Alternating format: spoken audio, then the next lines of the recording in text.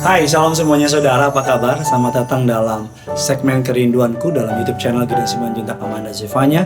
Saya berdoa saudara semua baik-baik saja, diberkati, penuh berkat, penuh mukjizat, penuh anugerah.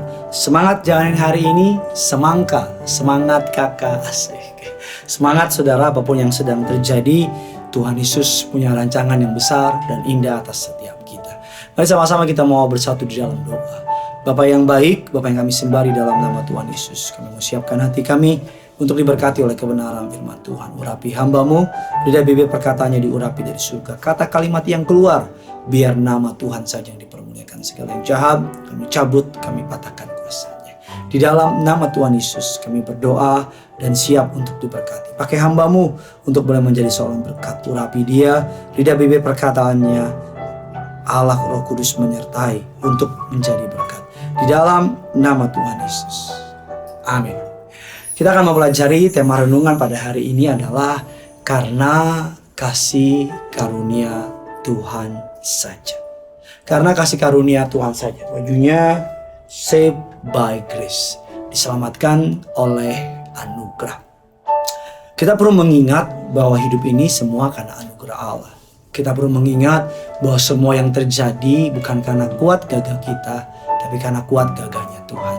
Kita perlu mengingat bahwa kalau kita ada sebagaimana kita ada, semua karena kebaikan Tuhan. Kita perlu memahami bahwa karena Tuhan sajalah kita mampu. Karena Tuhan sajalah kita bisa. Karena Tuhan sajalah kita dapat. Ketika kita memahami pengertian ini, maka hidup kita akan berjalan sebagaimana yang Tuhan inginkan. Kasih karunia bukan berarti saudara dan saya bisa sembarangan dalam hidup ini. Justru kasih karunia membuat kita harus lebih mengasihi Tuhan lagi, lebih hidup dalam pertobatan. Kadang-kadang saya suka greget sama orang yang berlindung di bawah kata kasih karunia, sehingga hidupnya begitu aja, sehingga sembarangan dalam responi anugerah Tuhan. Saya percaya orang yang diampuni banyak, kata Alkitab, banyak berbuat kasih. Kita buka dasar kebenaran firman Tuhan dalam 1 Tawarik 17 ayat yang ke-19. Ya Tuhan, oleh karena hamba-Mu ini dan menurut hati-Mu, Engkau telah melakukan segala perkara yang besar ini dengan memberitahukan segala perkara yang besar itu. Daud atau dalam bahasa Ibrani yang artinya dikasihi atau orang yang berkenan di hadapan Allah adalah salah satu tokoh besar dalam Alkitab. Dia adalah bungsu dari 8 bersaudara keluarga Isai. Masa mudanya dihabiskan dalam padang rumput menggembalakan domba. Sekalipun hanya 2-3 ekor kambing atau domba saja. Ia mengerjakan tugasnya dengan penuh kesetiaan. Kesetiaan mengerjakan perkara-perkara kecil inilah yang membukakan pintu kesempatan perkara-perkara yang besar. Tuhan mempercayakan Daud perkara-perkara besar, karena kesetiaan itulah Tuhan mengangkat Daud. Tuhan mengangkat hidupnya secara luar biasa yang membuatnya terheran-heran. Tapi ketika Tuhan mempromosikan Daud dengan luar biasa, Daud mengatakan dalam 1 Tawarik 17 ayat yang ke-16, siapakah aku ini ya Tuhan? Siapakah keluargaku sehingga Engkau membawa aku sampai sedemikian rupa? Kita perlu melihat respon Daud ketika Tuhan mengangkat dia. Kita perlu melihat bahwa Daud tidak membanggakan tangannya, tidak membanggakan kesetiaannya, bahkan Daud tidak membanggakan kehebatannya, tapi Daud bertanya dengan penuh kerenahan hati berkata, siapakah aku ini Tuhan? Siapakah keluargaku sehingga Engkau membawa aku sedemikian rupa? Oleh karena itu, kita tidak boleh meremehkan atau tidak boleh merendahkan hidup seseorang. Dari pengalaman Daud, kita melihat bahwa peninggian hidup seseorang datangnya bukan dari timur, datangnya bukan dari barat, bukan pula dari padang gurun, tapi datangnya dari Tuhan. Mazmur 75 ayat 7 dan 8 mengatakan demikian, peninggian datangnya dari Tuhan. Kalau Tuhan yang membuka pintu, tidak ada yang dapat menutupnya. Betapa besar anugerah yang dilimpahkan Allah kepada Daud. Oleh sebab itu Daud tidak pernah berhenti. Saudara melihat dalam kitab Mazmur, Daud selalu mengatakan, aku hendak menyebutkan segala pekerjaan, merenungkan perbuatan-perbuatan. Daud tidak pernah melupakan keberhasilan, kesuksesan datang berasal dari Tuhan. Dalam Mazmur 103 ayat yang ke-14 bahkan dikatakan, siapakah kita ini? Kita adalah debu yang tiada berarti, orang-orang berdosa yang seharusnya dimurkai dan dihukum oleh Tuhan. Tetapi Tuhan mengaruniakan kita dengan mengorbankan anaknya yang tunggal mati di kayu salib. Sayangnya masih banyak orang Kristen yang menyia-nyiakan kasih karunia Allah, menyia-nyiakan anugerah Allah, sehingga tetap hidup di dalam dosa.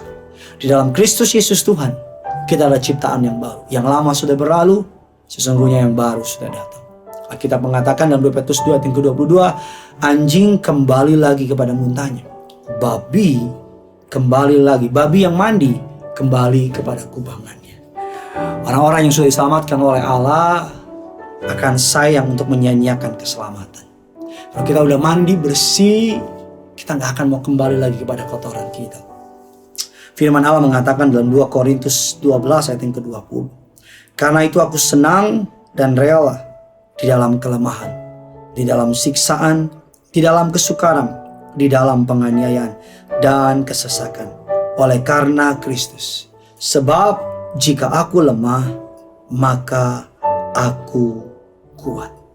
Jika aku lemah, maka aku kuat. Ketika kita menyadari justru dalam kelemahan kita, kita dikuatkan oleh Allah. Justru semakin kita merendahkan diri kita di hadapan Allah, semakin Allah akan meninggikan kita. Sadari bahwa orang-orang sombong pasti jatuh. Tapi orang-orang yang merendahkan hatinya kepada Tuhan tidak akan pernah dipermalukan. Tulis kolom komentar di bawah, bilang semua karena anugerahnya. Tulis kolom komentar di bawah, semua karena kebaikannya. Bahkan tulis kolom komentar di bawah, kalau saya ada sampai hari ini, semua karena kebaikan Tuhan. Bagikan kabar baik yang singkat ini kepada orang di sekitar saudara. Biar bukan hanya saudara yang diberkati, tapi orang-orang di sekitar saudara boleh terima berkat yang luar biasa. Ingat, hidup adalah anugerah. Dan kita harus mempertanggungjawabkan anugerah itu dengan hidup seturut dengan rancangannya. Hidup di dalam kebenarannya. Mari sama-sama kita mau datang sama Tuhan. Jangan pernah lupa, yang punya surga, crazy in love with you. Mari sama-sama kita datang sama Tuhan. Kasih setiamu yang kurasakan lebih tinggi dari langit biru. Kebaikanmu yang telah kau nyatakan lebih dalam dari lautan. Berkat-Mu yang telah ku terima sempat membuatku terpesona. Apa yang tak pernah kupikirkan, itu yang Kau sediakan bagiku. Siapakah aku ini Tuhan? Siapakah aku ini Tuhan? Jadi biji mata-Mu. Dengan apakah ku balas Tuhan selain puji dan sembah Kau? Siapakah aku ini Tuhan? Siapakah aku ini Tuhan? Jadi biji mata-Mu. Dengan apakah ku balas Tuhan selain puji dan mari sebulan bawa hati, bawa iman. Siapakah aku ini?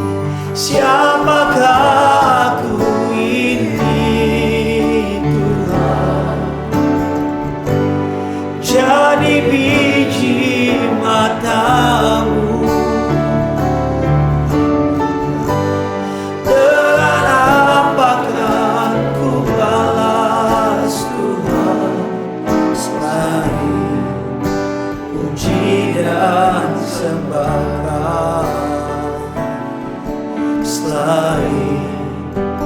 puji dan sembah